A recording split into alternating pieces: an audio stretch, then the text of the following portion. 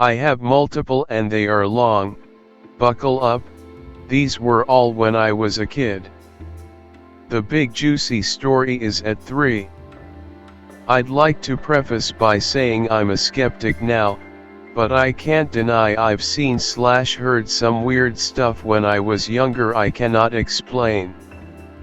Nowadays if I hear a weird noise I just chuck it up to probably random stuff that's explainable. I'm a skeptical agnostic, I think. The first one I have no memory of, only my parents telling me about it when I was older. Here's the setup for context. I was like 3 or 4 years old and me and my parents were eating at our small dining table we had that sat beside a display shelf with sliding glass doors. Beside it there was a door frame without a door that led into a bigger part of the building floor, huge empty space where the main area of the house/floor was. This was a 5-floor building my dad's family owned and we were on the 5th. Other family members lived in different floors and other rooms were rented by other people. The door frame led into the huge, now empty area of the floor we're living in. It had no lights so it was very dark at night when you have to cross it to get to the stairs leading down the building. During our dinner my mom and dad told me that I turned my head towards the door frame that led into the dark empty area of the floor, like something caught my attention out of nowhere. In a few seconds I went from calm to frantic, flushed red, and crying. Mom and Dad tried to calm me down. Dad picked me up and asked what was wrong. While in his arms I started pointing at the door area, and my dad asked if I saw something. I nodded. At this point my dad had a hunch, so he held me closer to the shelf with the sliding glass doors. This shelf had many decorations displayed but 2 of them were framed pictures of my 2 grandmas from my dad's side of the family, his mom and his adopted mom later on after his biological mom died. He asked me if I saw any of them. My dad told me that I pointed at his adopted mom. He asked me if she looked angry. I said yes. It turns out that my dad's adopted mom hated my mom when her and dad were dating. My mom told me she cursed her when she was pregnant with me, that she will have the ugliest kid ever and no one will love. Luckily I turned out fine, phew. Not only does that explain why she looked angry at me when I saw her, that she also lived in that area of the house when she was alive. The empty dark area was where she would always watch TV and do her daily things. My dad told me she died from a stroke while they were on a road trip. He came back to her dead and stiff on the floor, with the house dog's urine and feces everywhere and even on her face. Horrible sight. I never felt good passing through that dark large empty space when I was a kid. 2. My mom is a nurse. When I was around 4 she would sometimes bring me to the hospital she worked at on off days, to pick up stuff or do some things. Because it was close to the market she'd shop at and I would always shop with her. Anyway, one day we came by and a co-worker nurse stopped her right after we entered the sliding glass door at the hospital lobby/reception area. Her co-worker was sitting at the waiting chairs aligned right beside the entrance door when you enter. Straight ahead once you enter, at the center of the lobby was a big door that I think led into the emergency room. I did not know this at the time, I was a child of course. While Mom was talking to her friend, something caught my eye on the floor, bloody footprints that looked like they're from an infant. that led into the operating room. Looking back, I don't know how my imagination came up with this visual, if it was my imagination. I was 4 and had never seen any horror movie or media. I had no point of reference. I tugged on my mom's shirt trying to get her attention and pointed at the emergency room door. My mom said, "What, son? What is it?" Very innocently, I said I saw red footprints on the floor. My mom clarified, "Red footprints? Where?" And again I pointed at the floor leading to the emergency room doors. "Baby footprints, small, Mommy." After I said this, my mom and her friend looked at each other, creeped out. My mom, being a nurse, tried to ask logical questions first. She said, "Maybe the janitor mopped it up. How long was it before you told me?" Of course I said right after I saw it. My mom then asked her friend if there was anyone pregnant that came in today through emergency. Her friend said no, she doesn't think so.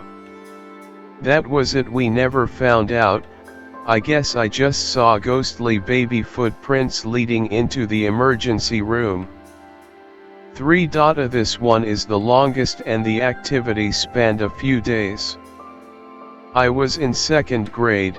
I was 8, about around 2002. I remember because this is the time in my life where mom and dad separated. About this time mom went abroad working as a nurse. Me and my dad moved away 2 hours from the city. This was all to get with his chick he met in Yahoo Messenger. Dad was cheating. We moved into their apartment, cause they moved out and moved to the house behind it. Weird, I know. This info will become relevant later on. Before that, we visited the apartment a couple of times while they were still living in it. 2-story, small but very nice. We slept over, probably dad cheating and getting laid while I slept in their living room. The lady had 2 kids, a boy and a girl. The boy had autism, Josh. He became my best friend. Weird but a good kid. When we were there, the 2nd floor had a weird vibe even just looking up from the base of the stairs. Josh and his sister would get told to go up and get something sometimes and they would hate it so much. Josh would have these freakouts whenever he would come up there and honestly spooked me. Flash forward, me and my dad moved into their now empty apartment. Josh and I were classmates and back-to-back neighbors. My dad took the big room upstairs. I tried sleeping in the other room beside his, but I was never really comfortable sleeping there, never felt cozy. I instead opted to sleep in the small living room space of the apartment on the 1st floor, where I had my cable TV. I had one of those foam puzzle mats kids would have, a blanket and a few big pillows, and that's good enough for me. After a few months I would stop interacting with Josh because my dad probably broke up with his mom. This was also the same time I was flunking my grades. My dad got me a house tutor, that also happened to be a cute 27-year-old substitute teacher. My dad was very charismatic, so not long they started flirting and she would sometimes stay overnight after she come by for my lessons. One night I didn't feel like having the tutoring class, so around 8 p.m. I sat around our round plastic dining room table with my head down like I'm napping on an armchair, pretending to be sleepy so when my tutor arrives, maybe she gets convinced we can cut the lesson short. She arrived very late, 9 p.m., which worked on my favor. the whole time she was teaching I had my head down, cradled by my arm, on the edge of the round table. My face was conveniently placed at the hole created by my elbow and curved edge of the table, like the hole you stick your face in on a massage table. I was looking down at the floor and then I realize, I'm looking at someone else's pair of feet. I'm a very pale 8-year-old Asian kid and now I'm seeing feet that looks like they belong to a 60-year-old brown-skinned man with heavy farmer tan. What's weird is it's standing where my feet would be planted while sitting. Now I tried to figure this out logically, maybe it's my dad. Can't be, he has the same pale skin as me. Nonetheless, I look up and try to find him.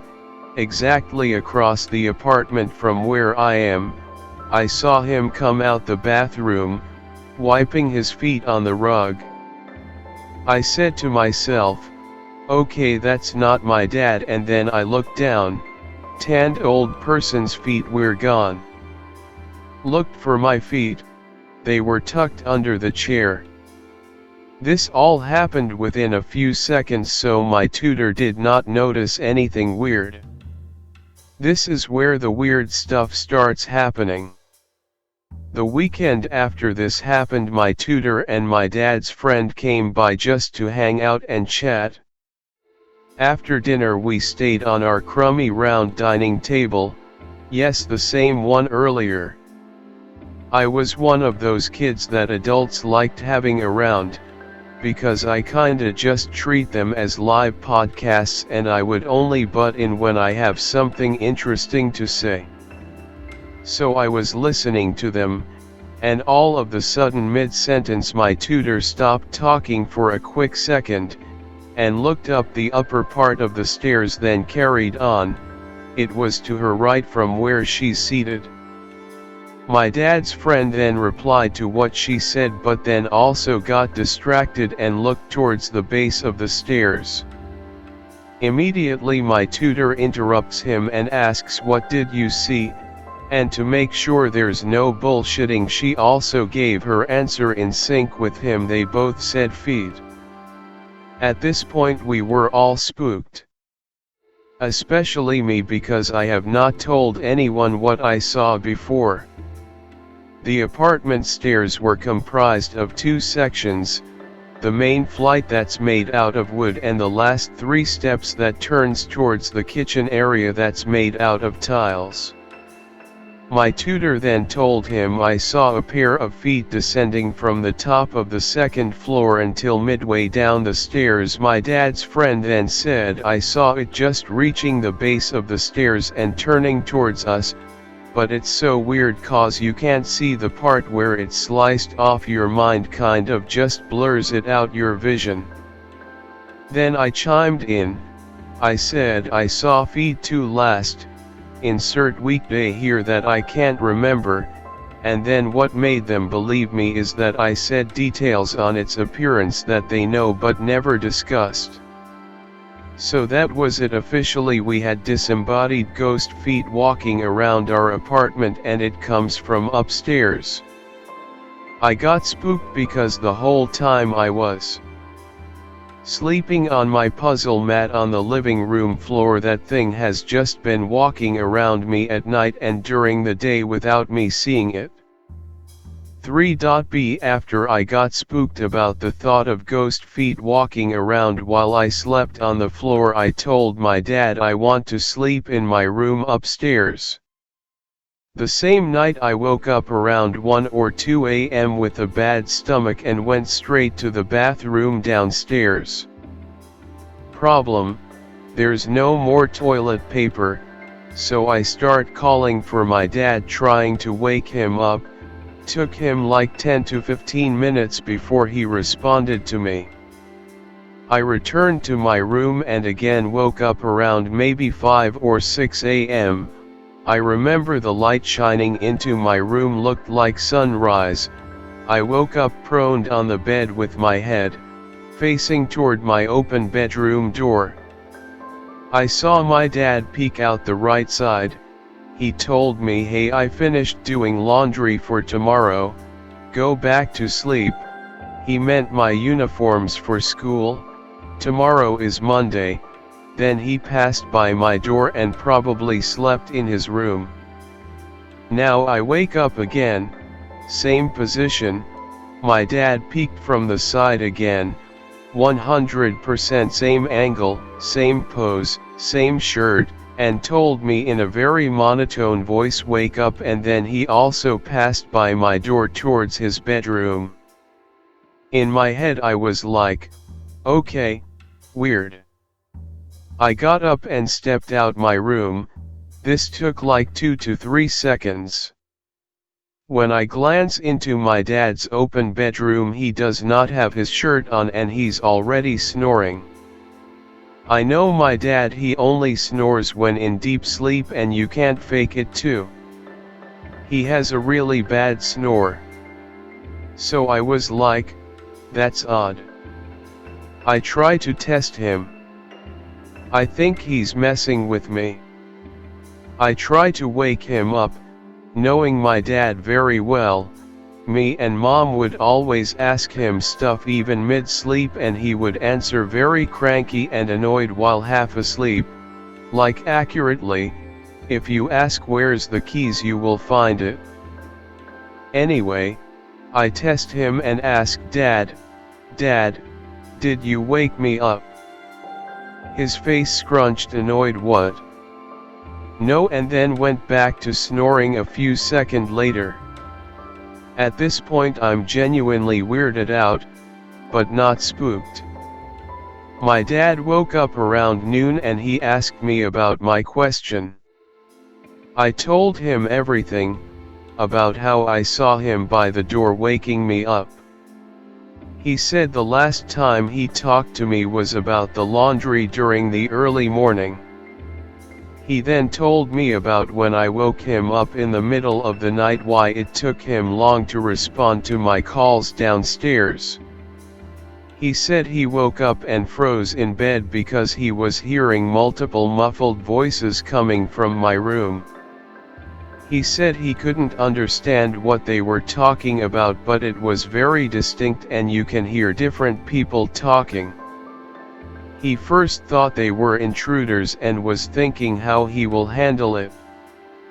But then I've been calling for a long time now, so he just said fuck it and peeked into my room with what he could grab as a weapon. No one was there. He was spooked but then went down to help me. He said weird stuff is going on in our apartment and we're probably not alone and there's probably something or some entities living in my room. That's why I don't like sleeping there, and that's probably another reason why the last chick my dad was cheating with moved out of the apartment but then moved to the house behind it. A few months after that I had to move to my mom's family house where my grandma and uncle's family lives because mom and dad separated. This leads into my final story. But here's bonus info that makes this whole thing more eerie. People that live around where that apartment was located would always said this place used to be where salvaged people would be disposed at. Before becoming a suburban area, provinces in my country were mostly fields of tall grass or farmland. I live in the Philippines, and in 1972 Ferdinand Marcos became a dictator. In his 14-year regime he would order journalists or any other political and public figures that opposed him to be disposed of. Some 2,520 of the 3,257 murder victims were tortured and mutilated before their bodies were dumped in various places for the public to discover, a tactic meant to sow fear among the public, which came to be known as salvaging. These bodies were mostly discovered thrown out in remote fields, empty spaces, and abandoned lots. A disembodied specter of someone's feet now doesn't sound too far-fetched knowing the history of where we once lived. For this one is shorter. Kinda. 3rd grade I was 9, 2003. In my grandparents' house lived basically the whole family, my mom's sister, her brother, and his family, my grandpa. One day I was playing PS2 upstairs in my room or watching cartoons. I heard my grandma call for me, probably to do something for her. I went downstairs. Grandma wanted me to pour her a glass of milk, so I did.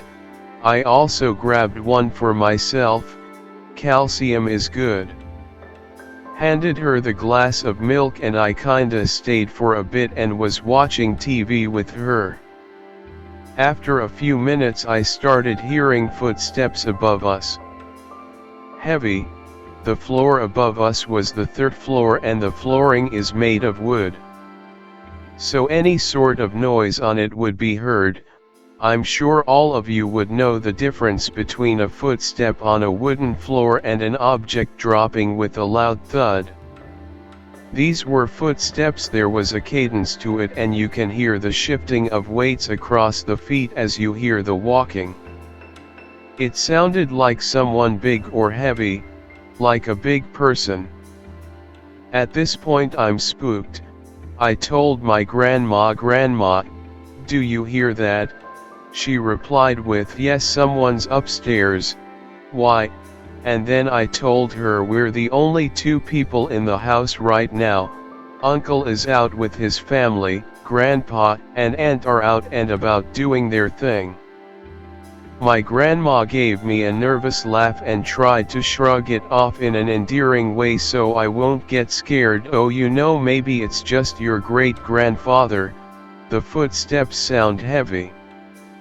My great-grandpa, my grandma told me, "Your great-grandpa Agar was a tall man, 6 feet plus, and was a bit heavy too.